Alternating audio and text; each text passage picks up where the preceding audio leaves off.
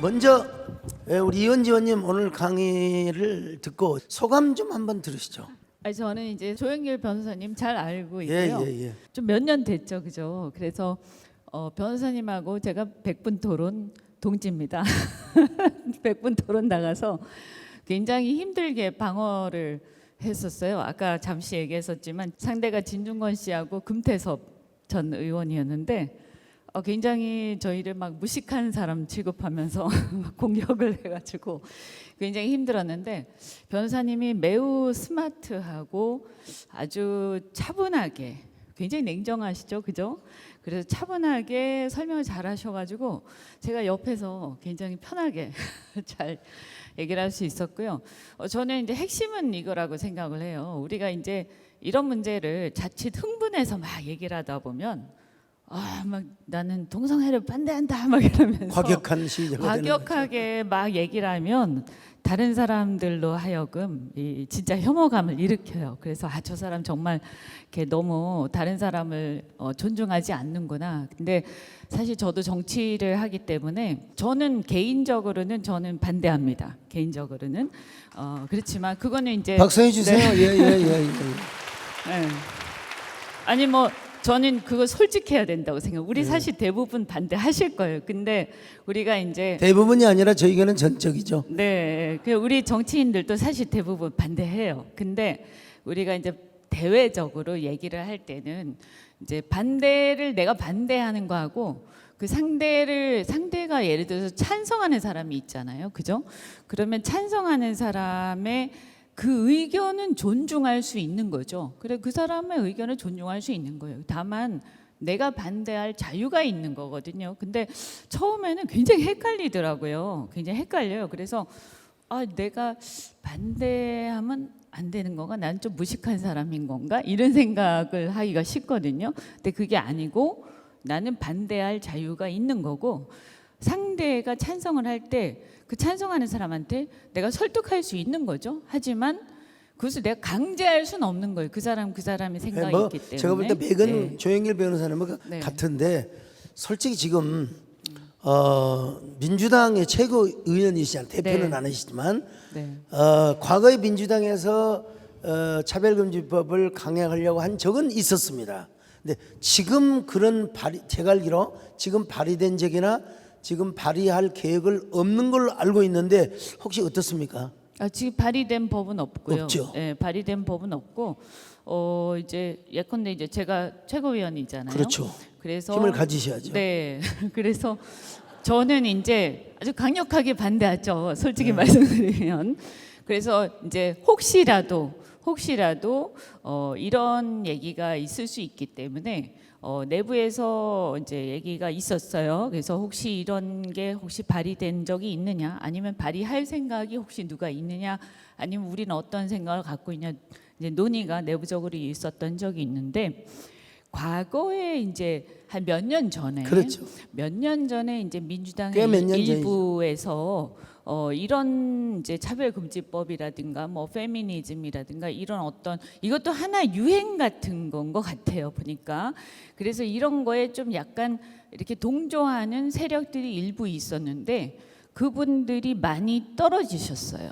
대부분 운동권의 성향을 가졌던 분이고, 네, 뭐 제가 누구라고 누구라고 저도 말할 네, 수는 없지만 많이 떨어지셨고 지금의 주류는 이제 지금 민주당의 저희 당의 주류는 이제 실용주의자들이고 우리가 저도 그렇지만 저는 이제 뭘 중요하게 생각하냐면 먹고 사는 걸 굉장히 중요하게 생각하기 때문에 지금 국민들이 먹고 사는 게 중요한 시점에 이런 문제에는 사실 소수 이념 정당에 가서 뭐 자기가 이걸 관철하려면 막 가서 하는 사람은 모르겠지만 우리 당만 해도 지금 170석이 넘는 대중정당이고 집권을 목표로 하는 정당인데 대한민국이란 나라가 이 이슈가 과연 국민 대다수가 공감하는 그런 이슈냐, 그렇지 않지 않습니까? 그렇죠. 사실 미국도 저는 그렇지 않다고 생각해요. 그런데 이상하게 이것이 너무 과하게 막 이겨내서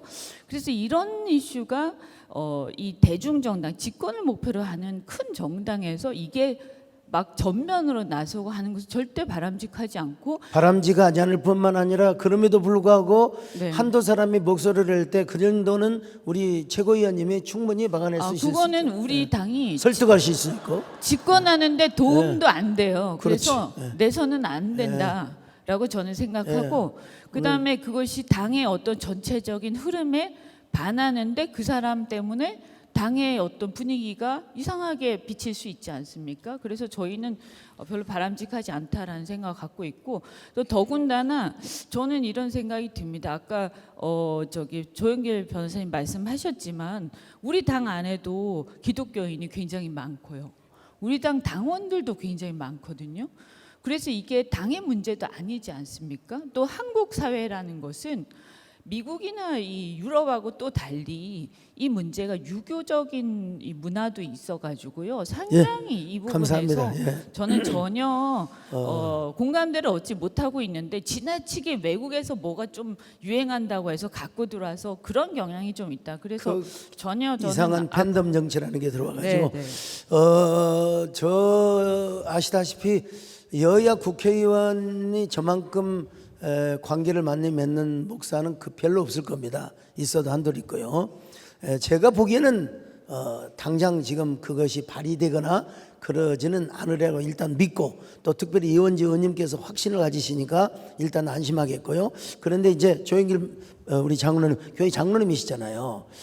아니 변호사는 돈을 벌고 그다음에 또 여러 억울한 사람들을 이렇게 좀 변호해 주는 분인데 어떻게 이런 대표 로펌의 대표이신데도 어떻게 반동성애 차별금지법을 반대하는 계기를 갖게 된 걸 한번 좀 말씀해 주시죠. 네, 이제 소 목사님이 한동협 회장 그 무렵에 동성애 소송이 제기됩니다. 동성 합법화 소송이. 그래서 그 소송을 대리해야 하라고 김순규 장로님이 좀 권유해 주셔가지고 10년 전에 그 소송 우리의 방어하다가 대부죠 그분이요. 그 소송 방어하다가 눈을 떠서 하나님의 뭐 형편이 허락하시는 만큼 열심히 또 설명해 달라는 요청이 많이 있어서 우리 조영길 변호사님 있습니다. 보면 절대 소리를 안 높이세요. 그리고 그 인권위원장 앞에서도 소리 안 높이고 조목조목 그 인권위에서 만든 차별금지법의 그 모순성을 조목조목 나니까 여러분 그 뒤로부터 인권위원회에서 그냥 완전히 꼬리를 내렸다고 할까요? 그걸 포기를 해버리고 말았죠. 그러니까 조영길 변호사님과 또 제가 우승 나서서 왜 조 변호사님 발언을 막느냐? 저 그 기억나시죠? 그럼요. 우리 조 네. 변호사님이 굉장히 큰일을 하셨어요. 소 목사님이 발언기에 안 주셨으면 감사합니다. 자 그런데 아까 해외 선진국의 경우가 첫째는 성경 비평적인 방법으로 성경의 권위를 난도질하는 이유가 있다고 말씀하셨는데 또 하나 뭐 선진국이 무너진 이유가 있었을 것 아니겠습니까? 우리 조 변호사님 답변 해보시죠. 네, 지금 사실은 깨어나서 교회가 시민단체나 이렇게 효과적으로 좀 연합 활동을 통해서 대국민 대정치 소통하는 행위를 실제로는 미국이나 각국에서 거의 보이지 않았습니다. 그래서 특히 미국에서 이런 좀 전략적으로 굉장히 좀 이렇게 좀 지혜롭게 교회가 연합해서 시민단체 활동을 효과적으로 지원하는 활동이 없었는데 한국은 그래도 우리 소 목사님이 교회가 나서면서도 우리 시민단체나 범전문가들이 전면에 나서서 국민들을 설득할 수 있도록 잘 백업해 준 이 부분이 한국 교회는 큰 성공의 원인이다. 조영길 변호사님과 정말 백을 같이 하는데요. 가령 미국의 경우는 클린턴까지는 교회의 힘으로 막았습니다. 그러니까 새 과시를 하고 집회를 하고 해서 클린턴 때까지는 막았어요. 유연성이 있어가지고. 그런데 제가 직접 들은 얘기입니다. 저희 교회 연방 하원 의원을 3번이나 지낸 김창준 장로님이 하시는 말씀이 너무 힘으로 밀어붙여서 그 당분간은 막았는데 거기에 대한 후속 전략, 거기에 대한 그 전략적 그 여러 가치나 그런 그 계획이 부족해서 결국 힘겨루기 위해서 교회가 밀렸다는 얘기를 들었습니다. 그래서 저는 교회가 분명히 앞장을 서야 됩니다. 그리고 성각자 역할을 해야 됩니다. 그러나 이제 시민단체가 좀 앞장서기를 바라고 교회는 좀 후원을 하면서 가급적이면 목사들은 좀 일어서지 말고 저는 조영길 변호사님, 이용희 또 교수님, 기론평 교수님, 김승기 장로 이런 분들 많이 계시거든요. 사실은. 근데 이 부분이 조금 저와 좀 다른 부분이 있습니다. 그런 부분은 어떻게 생각하세요? 네, 지금 말씀하신 것처럼 너무 목사님들이 전면에 나서면 국민 전체적인 동의와 합의를 얻어내기가 쉽지가 않습니다. 그러나 이제 우리가 전략적으로 대응해야 되는 부분을 좀 얘기하고, 근데 이제 계속해서 미국 교회 주류 교회들요, 큰 교회들이 이제 클린턴에게 압박을 하고 막 그 상하원들에게 압박을 하니까 김창준 장로님에 의하면 바로 그것을 연방에서 다루다기보다 지방의회로 밀어버리자 해가지고 지방의회로 보내는 것이 결국은 각 주마다 전쟁 중이거나 아니면 무너졌거나, 뭐 캘리포니아 같은 경우는 완전 무너졌다고 해야 되겠죠.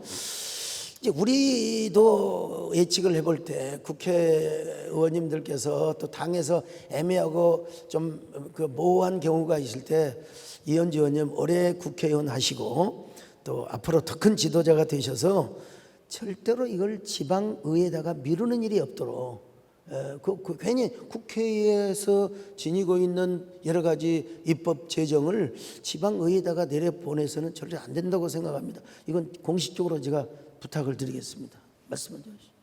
네, 알겠습니다. 네. 네. 아니 그리고 이거는 이제 이 법의 이름 때문에 사람들이 헷갈리기 쉬운데요. 차별 금지하니까 뭔가 좀 좋아 보이잖아요. 차별을 금지한다. 그게 뭐 나쁠 수가 있냐? 차별 금지가 당연한 거 아니냐? 이렇게 해서 이게 무너지는 거예요. 근데 차별을 우리나라 국민들이 아까 말씀하셨잖아요. 차별하지 않거든요. 그렇지 않아요? 내가 싫어하거나 마음속으로 그것을 반대하는 게 그게 차별이 아니에요. 내가 대우하는 데 있어서 고용하거나 뭐 출입하거나 하는데 차별하지 않잖아요. 그러니까 사실은 생각해 보면 필요 없는 거예요. 근데 왜 그 법을 제정하지? 했을 때 결국은 뭐냐면 결국은 반대하는 것을 차별하겠다는 얘기가 되는 거예요. 그래서 이게 제가 입법례들을 보면 전 세계에서요, 동성애 자체를 처벌하는 나라들도 있어요. 이건 아주 정말 좀 과격한. 과거에 중세에 있었던 중세라든지 또 저 중동 국가들 보면 그런 나라들이 있습니다. 또 반대로 동성애를 반대하는 것을 처벌하는 게 어떻게 보면 차별금지법이 되는 거예요. 그러면 우리나라는 종교의 자유가 있고 양심의 자유가 있기 때문에 그런 관련된 법이 없는 게 맞는 거예요. 그죠? 그냥 놔두면 되는 거예요. 국민의 양심에 맡기고 그것을 종교의 영역에 맡기고 하는 게 충분히 아무 문제가 없는데 그런 법을 들고 나와서 막 분란을 오히려 일으키는 거예요. 저는 그렇게 보거든요.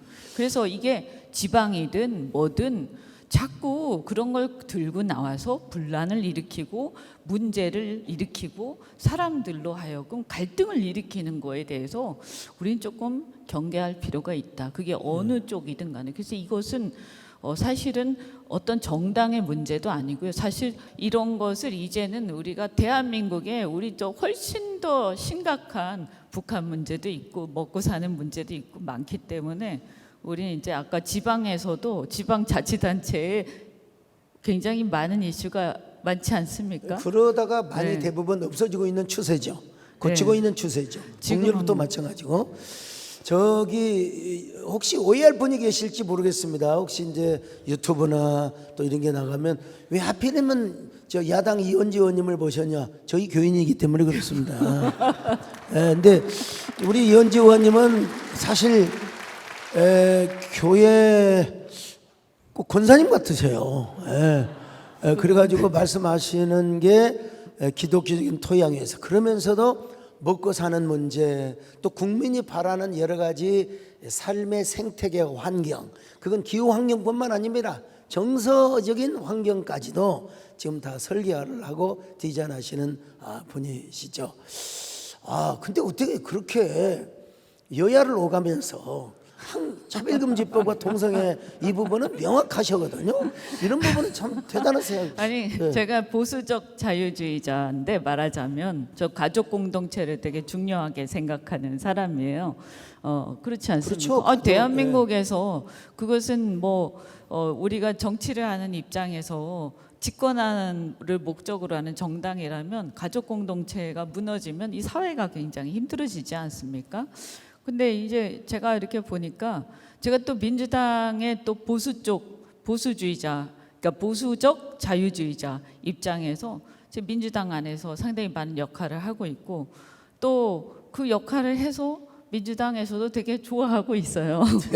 네, 뭐 자기들이 헷갈릴 때 저한테 물어봅니다. 이거는 어떻게 하는 게 맞냐고 물어보면 차별금지법은 이거 이렇게 되는 것이고 왜 기독교가 반대하냐면 이래서 반대하는 것이고 왜 서양에서 이러다가 망했냐면 이래서 망했다라고 얘기를 해드리거든요. 이럴 때 박수 쳐야 되는 거 아니겠어요? 네.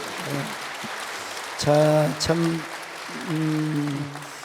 오늘 조영길 변호사님이 오신다고 하셔서 저녁에 좀 오셔서 함께 좀 얘기 좀 나누자고 흔쾌히 여러분 국회의원이 저녁 예배 나오시는 건 쉽지 않습니다, 사실.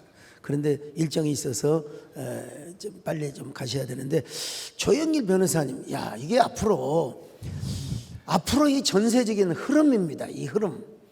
이 흐름을 우리 대한민국이 어떻게 지키고 해외까지 어떻게 도와줄 수 있을 것인가, 그걸 기독교적인 그런 세계관을 가지고 한번, 사실은 제가 지금 답하기 전에 이 인권위원회에서 설문조사, 여론조사를 할 때는 차별금지법 찬성이 훨씬 높았습니다. 그런데 객관적 시각으로 차별금지법을 설명을 할 때 국민의 거의 70%가 반대를 했거든요. 자, 그래서 지금 조영길 변호사님이나 기론평 교수님이나 또 김성래 장로님이나 또 누굽니까 이용희 교수님, 이런 분들이 전국을, 또 김지연 약사님이나 이런 분들이 전국을 다니면서 이렇게 운동을 하시고 강연을 하셔서 지금은 국민들이 많이 깨어 있어서 제가 볼 때는 국회의원 몇몇이 아무리 밀당을 하셔도 우리 대한민국은 아직 끄떡이 없으리라고 보고, 특별히 일당백을 하시는 이현지 의원님이 잘 역할을 해주리라고 믿습니다. 우리 조영일 변호사님, 어떻게 우리가 좀 더 해야 될까요?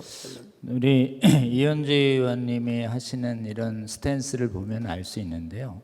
이현주 의원님이 이 법에 대해서 정확하게 아셔요. 그리고 또 국익을 위해서도 이것이 얼마나 해로운지도 정확하게 아시고, 그것을 정확한 지식과 논리와 근거를 가지고 얘기하니까 이제 알지 못하는 수많은 사람들을 설득합니다.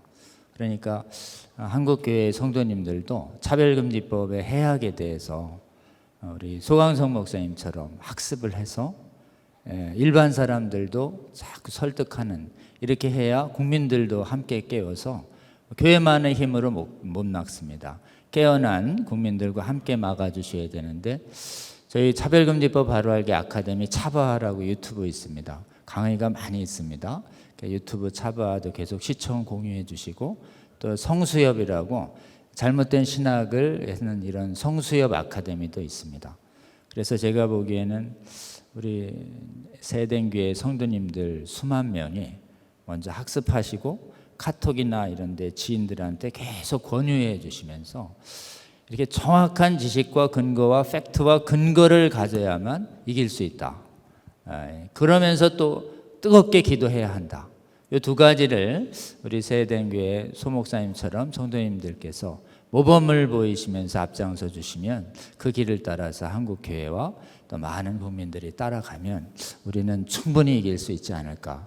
그리고 이 승리한 이 경험을 또 해외 한인교회들에게 증언해서 그들도 우리가 걸어간 길을 같이 걸어가자고 권유해 주시고 기도해 주시면 하나님께서 은혜로 도와주실 것이라고 저는 좀 믿습니다. 제가 몇 년 전에 그 대만에 큰 체육관에 집회를 갔는데, 첫날은 성령 집회를 하고 두 번째는 조영길 변호사님이 강의하신 그런 내용으로 여러분 잘못하면 문화적 병리 현상, 사회적 병리 현상이 온다고 제가 지적을 했어요. 목사님들이 아무것도 몰라요. 주여 아버지 성령만 하시지.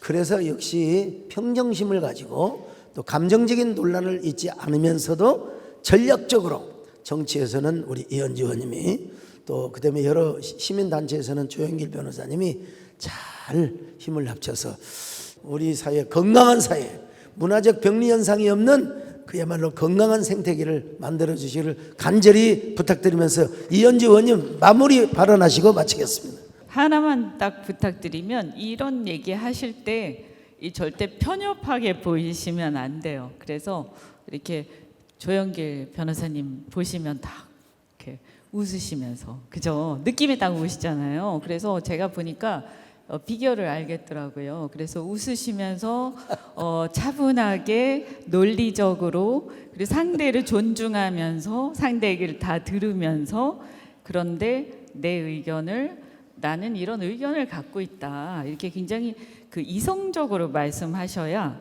이게 먹힙니다. 안 그러면 굉장히 편협하고 저 사람은 자기 신앙을 막 강요한다. 이렇게 잘못 오해를 받기가 쉽거든요. 그래서 그렇게 하지 말고 또 정치적으로 너무 이렇게 편향되게 이렇게 하면 정치적으로 이용한다. 이런 또 오해를 받을 수가 있어요. 또 사실 그렇지가 않고요. 그래서 이런 것들을 조금 유의를 하시면 우리가 좋은 또 생각들을 잘 지켜낼 수 있을 거라고 생각합니다. 두 가지 비결이 있습니다. 사실은 우리 한국교회가 똘똘 뭉쳐서 어떤 의미에서 한국교회에 큰 영향력을 보여주는 부분도 있습니다. 그러나 그런 것을 시도 때도 없이 하는 것보다 이제는 조금 더 전략적으로 치밀하게 파고들고 절대로 우리가 혐오감을 주거나 또 어떤 그 서로의 진영을 나누고 절대 그러면 안 되고요. 지난번에 인권위원장 앞에서 조영일 변호사님이 싹 웃으면서 페이지를 넘기면서 몇 정 몇 화에 이런 분 있고 인권위원장 아십니까? 그러니까 아무 소리를 못하는 거예요. 또 몇 페이지를 열어서 이 내용이 있는 거 아십니까? 이러면 설교자들이 이렇게 처형받기는 거 아십니까? 웃으면서 하니까 이분이 얼굴이 확 달라져서 화를 팍 내고 하시더라고요. 그러니까 여러분 우리부터 화내지 마시고 얼마든지 설교를 저처럼 하지 마시고 이재훈 목사님처럼 조곤조곤 하시는 거죠. 저도 요즘 조곤조곤 많이 해졌습니다. 오늘 세 분들의 만남 물어볼 걸 잘 물어봤다고 생각합니다. 이현주 의원님도 하신 말씀 하셨고 조영길 변호사님도 하신 말씀 하셨고 이제는 끝나서 집에 가야 할 시간이 될 것 같습니다. 세 분들 박수 한번 해주시죠. 감사합니다. 고맙습니다.